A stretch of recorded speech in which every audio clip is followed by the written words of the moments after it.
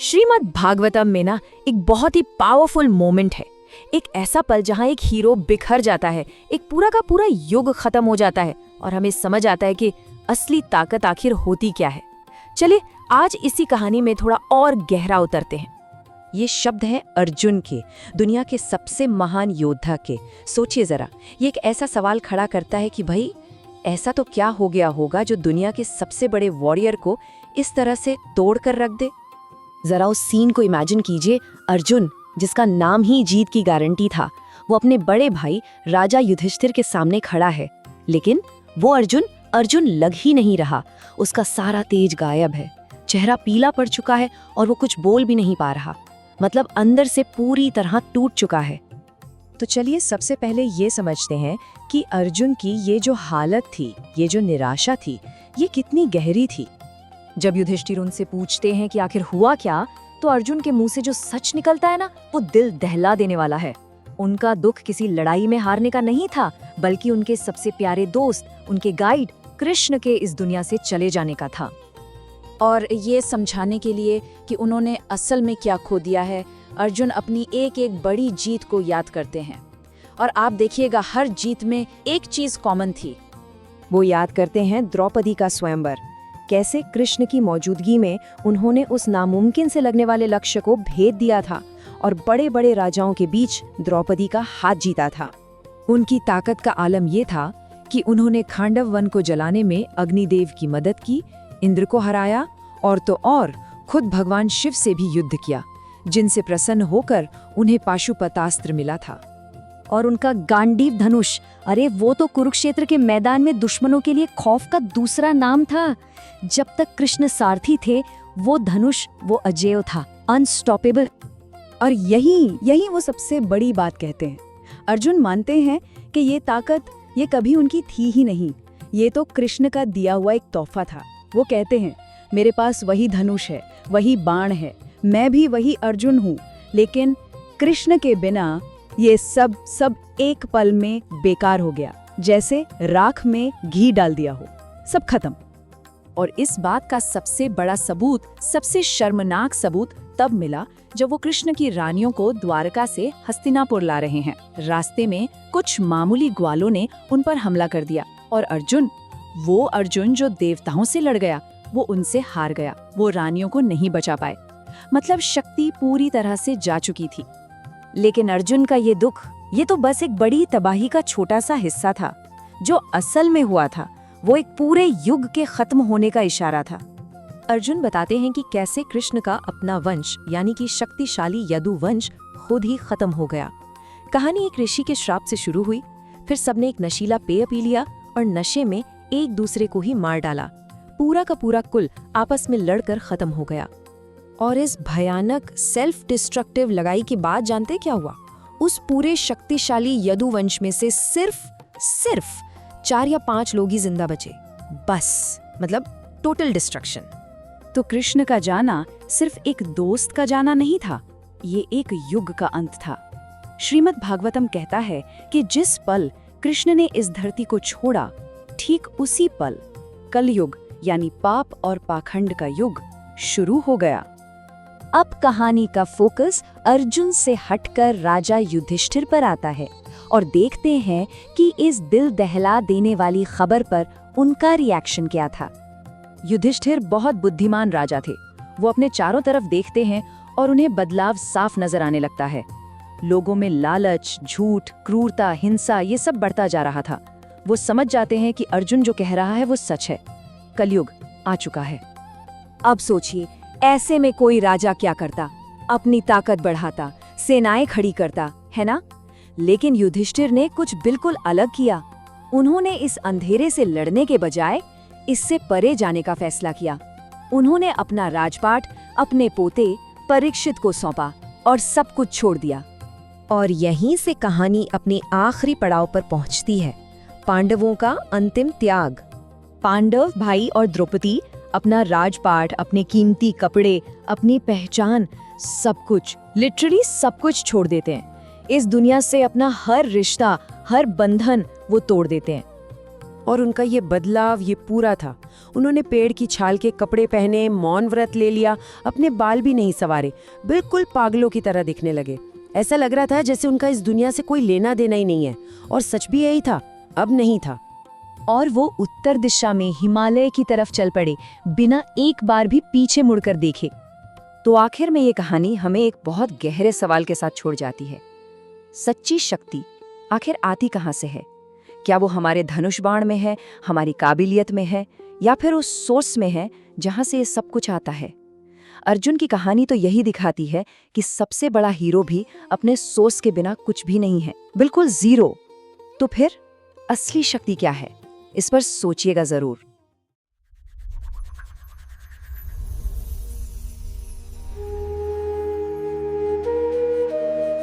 स्वागत है। आज हमारे पास श्रीमद् भागवत महापुराण के पहले स्कंद का 15वां अध्याय है। ये मतलब महाभारत की कहानी का एक ऐसा मोड़ है जहां जीत के बाद का जश्न नहीं बल्कि एक गहरा सन्नाटा है। ये वो क्षण है जब पांडव और खास तौर पर अर्जुन अपने सबसे बड़े संकट का सामना करते हैं, कृष्ण के बिना एक दुनिया। और ये संकट किसी बाहरी दुश्मन से नहीं बल्कि भीतर से आता है। ये एक तरह से पहचान, शक्ति और उद्देश्य के खो जाने का संकट है। कहानी की शुरुआत ही बहुत नाटकीय है। महान योद्धा अर्जुन, जिनका नाम ही वीरता का पर्याय था, अपने भाई युधिष्ठिर के सामने लौटते हैं। लेकिन ये वो अर्जुन नहीं है जिन्हें दुनिया जानती है। बिल्कुल नहीं। पाठ कहता है कि उनका चेहरा और हृदय कमल शोक से सूख गए हैं, उनकी चमक पूरी तरह जा चुकी है, मतलब वे एक बुझे हुए दीपक की तरह लग रहे हैं। उनकी यह हालत देखकर तो युधिष्ठिर घबराई जाते हैं। उन्हें लगता है कि जरूर कोई बहुत बड़ी अनहोनी हुई है। वो कई सवाल पूछते हैं, क्या किसी ने तुम्हारा अपमान किया? क्या तुम किसी जरूरतमंद की रक्षा नहीं कर पाए? तो आज इसी गुत्थी को सुलझाते हैं। ऐसा क्या हुआ जिसने अजय अर्जुन को इस हाल में पहुंचा दिया, और इस एक घटना ने कैसे एक पूरे युग के अंत का ऐलान कर दिया? ये सिर्फ एक अध्याय नहीं है, ये द्वापर युग का उपसंहार है। बिल्कुल। हम देखेंगे कि कैसे अर्जुन का व्यक्तिगत दुख यदुवंश के सामूहिक विनाश से जुड़ता है और अंत में पांडवों के इस संसार से महाप्रयाण का कारण बनता है। सही। ये व्यक्तिगत, सामाजिक और आध्यात्मिक तीनों स्तरों पर एक अंत की कहानी है। ठीक है, तो अर्जुन के दुख से ही शुरू करते हैं। जब युधिष्ठिर के बहुत पूछने पर वे बोलना शुरू करते हैं तो उनके पहले शब्द ही हैरान करने वाले हैं। वे कहते हैं, महाराज, बंधु रूप में मेरे साथ रहने वाले भगवान श्री कृष्ण ने मुझे ठग लिया है। वंचितोह महाराज हरिणा बंधु रूपिणा। ये ठग लिया एक भक्त के लिए ये बहुत ही भारी शब्द है। इसका क्या मतलब है यहाँ? ये बहुत दिलचस्प सवाल है।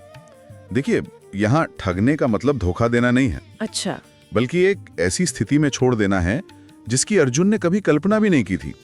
ये एक बच्चे की तरह महसूस करना है जिसके माता पिता अचानक उसे छोड़कर चले गए हों। अर्जुन कह रहे हैं कि कृष्ण ने अपनी दिव्य उपस्थिति, अपना वो तेज मुझसे छीन लिया है जिसके दम पर मैं अर्जुन था। वे आगे कहते हैं कि कृष्ण के बिना ये दुनिया ऐसी है जैसे कोई मृत शरीर, जिसमें कोई सुंदरता नहीं, कोई जीवन नहीं। मतलब ये सिर्फ भावनात्मक दुख नहीं है, ये उससे कहीं ज्यादा गहरा है। ऐसा लगता है जैसे उनकी शक्ति का स्रोत ही सूख गया हो। बिल्कुल, यही इस अध्याय का केंद्रीय भाव है। अर्जुन अपनी सारी जीतों का श्रेय सीधे सीधे कृष्ण को देते हैं। हाँ। वे याद करते हैं कि कैसे द्रौपदी के स्वयंवर में उन्होंने कृष्ण के सहारे ही मछली की आंख भेदी थी, या जब उन्होंने कृष्ण की मौजूदगी में ही खांडव वन को अग्नि को समर्पित किया और इंद्र जैसे देवता को हरा दिया। एक घटना का जिक्र मुझे बहुत आकर्षित करता है। वे कहते हैं कि उनके तेज से भगवान शिव भी युद्ध में चकित हो गए थे और उन्होंने प्रसन्न होकर उन्हें अपना पाशुपतास्त्र दिया। हाँ, यहाँ वो ये नहीं कह रहे कि मैं इतना महान था कि शिव भी चकित हो गए, बल्कि ये कह रहे हैं कि कृष्ण के तेज से ऐसा हुआ। सही पकड़ा। यह अर्जुन का आत्मविश्लेषण है। वे समझ रहे हैं कि शक्ति कभी उनकी थी ही नहीं। वो कृष्ण से आ रही थी और उनके माध्यम से प्रकट हो रही थी। और इस एहसास का सबसे दर्दनाक सबूत उन्हें द्वारका से लौटते समय मिलता है। हाँ, वो घटना तो अविश्वसनीय है। अर्जुन बताते हैं कि जब वे द्वारका से कृष्ण की रानियों को लेकर आ रहे थे तो रास्ते में कुछ साधारण दुष्ट ग्वालों ने उन पर हमला कर दिया। सोचिए जरा। और महान योद्धा अर्जुन, जिनके पास वही गांडीव धनुष था, वे उन रानियों की रक्षा नहीं कर सके। वे कहते हैं, दुष्ट ग्वालों ने मुझे एक अबला की तरह हरा दिया। ये उस योद्धा के लिए कितनी बड़ी बात है जिसने अकेले ही भीष्म, द्रोण, कर्ण जैसे महारथियों का सामना किया था। ये सिर्फ एक हार नहीं है, ये उनकी पहचान का पूरी तरह से ढह जाना है। बिल्कुल। और यहाँ पर वो एक बहुत ही मार्मिक बात कहते हैं जो शायद इस पूरे प्रकरण का सार है। वही गांडीव धनुष है, वही बाण, वही रथ और वही घोड़े हैं, और मैं भी वही रथी अर्जुन हूँ। पर कृष्ण के बिना एक ही पल में सब व्यर्थ हो गया। सब व्यर्थ हो गया। और फिर वो एक कमाल की उपमा देते हैं, ठीक वैसे ही जैसे राख में घी डालना। ये एक योद्धा के लिए आत्म साक्षात्कार का चरम क्षण है। वो महसूस कर रहा है कि जो उपकरण, कौशल और शरीर उसे अजेय बनाते थे, वे सब उस दिव्य ऊर्जा के बिना मात्र वस्तुएं हैं। सही। शक्ति उनमें नहीं बल्कि उनके माध्यम से प्रवाहित हो रही थी, और उसका स्रोत अब नहीं रहा। गांडीव अब सिर्फ लकड़ी और धागे का एक टुकड़ा है। अर्जुन अब सिर्फ हाड़ मांस का एक शरीर है। अर्जुन की यह व्यक्तिगत त्रासदी इतनी गहरी है तो जाहिर है कि उन्होंने द्वारका में कुछ बहुत ही भयानक देखा होगा। ऐसा क्या हुआ था वहां जिसने उन्हें इस तरह तोड़ दिया? अर्जुन बताते हैं कि द्वारका में एक प्रलय आई, एक ऐसा विनाश जिसकी कल्पना भी नहीं की जा सकती। यदुवंश, जो उस समय का सबसे शक्तिशाली वंश माना जाता था, अपने ही हाथों समाप्त हो गया। लेकिन कैसे? क्या किसी बाहरी शक्ति ने उन पर आक्रमण किया? नहीं, और यही इस घटना की सबसे बड़ी त्रासदी है। हुआ ये कि यदुवंशी ब्राह्मणों के श्राप से मोहित हो गए थे। अच्छा।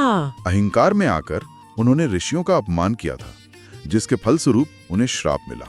उस श्राप के प्रभाव में उन्होंने वारुणी नाम की मदिरा पी, जिससे उनका विवेक पूरी तरह नष्ट हो गया। और नशे की उस हालत में उन्होंने क्या किया? उन्होंने एक दूसरे को ही मारना शुरू कर दिया।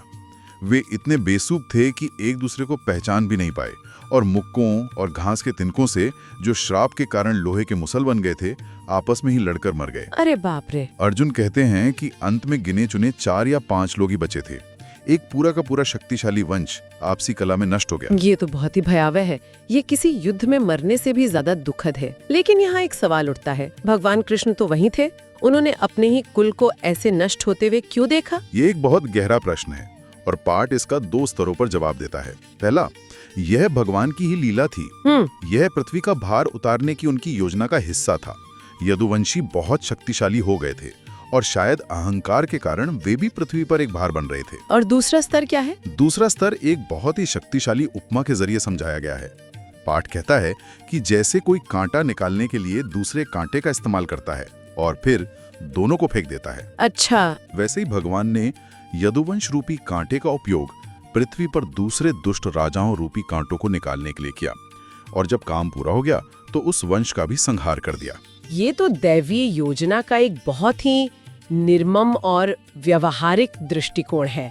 मतलब हर चीज का एक उद्देश्य है, और उद्देश्य पूरा होने के बाद उस साधन की भी आवश्यकता नहीं रहती। ये सांसारिक शक्ति की क्षणभंगुरता को दिखाता है ना? बिल्कुल। ये हमें बताता है कि दिव्य नाटक में हर पात्र की एक भूमिका होती है। जब वो भूमिका समाप्त हो जाती है तो उसे मंच से हटना पड़ता है। और यदुवंश का विनाश किसी बाहरी दुश्मन द्वारा नहीं, बल्कि उनके अपने आंतरिक दोषों, अहंकार और विवेकहीनता द्वारा हुआ, जो इस विचार को और भी पुष्ट करता है। तो अब तस्वीर साफ हो रही है। अर्जुन का व्यक्तिगत पतन, यदुवंश का सामाजिक पतन। जब युधिष्ठिर ये सब सुनते हैं तो वे क्या करते हैं? एक राजा के तौर पर उनका क्या कदम होता है? युधिष्ठिर, जिन्हें धर्मराज भी कहा जाता है, वे क्या कहते हैं, संकेतों को पढ़ना जानते हैं। वे समझ जाते हैं कि यह किसी एक व्यक्ति या एक वंश के अंत की बात नहीं है, ये एक युग का अंत है। उन्हें एहसास हो जाता है कि कलयुग आ चुका है। और वे कलयुग के लक्षण कहाँ देखते हैं? मतलब समाज में? हर जगह। वे अपने राज्य में, अपने लोगों में, और यहाँ तक कि अपने मन के भीतर भी लोभ, झूठ, कपट और हिंसा जैसे अधर्म के चक्र को महसूस करते हैं। वे जानते हैं कि अब धर्म की स्थापना का उनका कार्य पूरा हो चुका है, और इस नए युग में उनके लिए कोई जगह नहीं है। और तब वे एक बहुत बड़ा निर्णय लेते हैं। वे सत्ता का त्याग करते हैं। हाँ, वे तुरंत अपने पोते परीक्षित को हस्तिनापुर का राजा बना देते हैं और खुद राजपाट छोड़ने का फैसला करते हैं। यह कोई हार कर लिया गया फैसला नहीं है, बल्कि समय के प्रवाह को समझकर बुद्धिमानी से लिया गया निर्णय है। इसके बाद जो होता है वो पूर्ण वैराग्य का एक अद्भुत दृश्य है। सभी पांडव भाई और द्रौपदी अपने राजसी वस्त्र अपने आभूषण, सब कुछ त्याग देते हैं। वे संसार के सारे बंधन तोड़कर निर्मम और निरहंकार हो जाते हैं। और उनकी अंतिम यात्रा बहुत प्रतीकात्मक है। वे उत्तर दिशा की ओर चलना शुरू करते हैं, जिसे शास्त्रों में मोक्ष की दिशा माना गया है। सही। वे किसी से बात नहीं करते, किसी की ओर देखते नहीं। पाठ में उनके स्वरूप का वर्णन बड़ा अजीब है। लिखा है कि वे एक जड़, पागल या पिशाच की तरह दिखते थे, जड़ोन्मत्त पिशाचवत। ऐसा क्यों? क्योंकि उन्होंने अपनी सामाजिक पहचान को पूरी तरह से त्याग दिया था। राजा, योद्धा, पति, भाई, इन सभी भूमिकाओं को उन्होंने पीछे छोड़ दिया था। जब आप अपने अहंकार और अपनी पहचान को पूरी तरह से मिटा देते हैं तो सांसारिक दृष्टिकोण से आप एक पागल या भूत की तरह ही देखते हैं। अच्छा। वे भौतिक दुनिया के लिए मृत हो चुके थे ताकि वे आध्यात्मिक दुनिया में प्रवेश कर सकें। और यह सिर्फ पांडवों तक सीमित नहीं था, है ना? उनकी माता कुंती भी। हाँ, कुंती भी जब यदुवंश के नाश और कृष्ण के परम धाम गमन की बात सुनती हैं तो वे भी भगवान में अपना चित्त लगाकर शरीर त्याग देती हैं। ऐसा लगता है जैसे एक पूरी पीढ़ी एक साथ इस संसार से विदा ले रही है। सही कहा। यह द्वापर युग के पर्दे के गिरने का दृश्य है। जिन महान पात्रों ने उस युग की कहानी को आकार दिया था, वे सब एक एक करके मंच छोड़ रहे हैं ताकि कलयुग के नए नाटक के लिए जगह बन सके। बिल्कुल। तो हमने अर्जुन के गहरे व्यक्तिगत दुख से शुरू किया, फिर यदुवंश के विनाश को देखा और अंत में पांडवों के संसार से वैराग्य तक का सफर तय किया। ये कहानी अंत की परतों को खोलती है। एक व्यक्ति का अंत, एक कुल का अंत और एक युग का अंत। और ये हमें दिखाती है कि कैसे हमारी सांसारिक शक्ति, हमारे रिश्ते, हमारी क्षमताएं और यहाँ तक कि हमारी अपनी पहचान भी किसी उच्चतर स्रोत पर निर्भर हो सकती है। कृष्ण के बिना अर्जुन की वीरता अर्थहीन थी। उनका गांडीव सिर्फ एक निर्जीव वस्तु था। ये कहानी हमें अपनी शक्ति के स्रोत के बारे में सोचने पर मजबूर करती है। वाकई ये एक गहरा चिंतन है। और अब श्रोताओं के लिए सोचने के लिए एक विचार। इस अध्याय के अंत में एक बहुत ही रोचक बात कही गई है।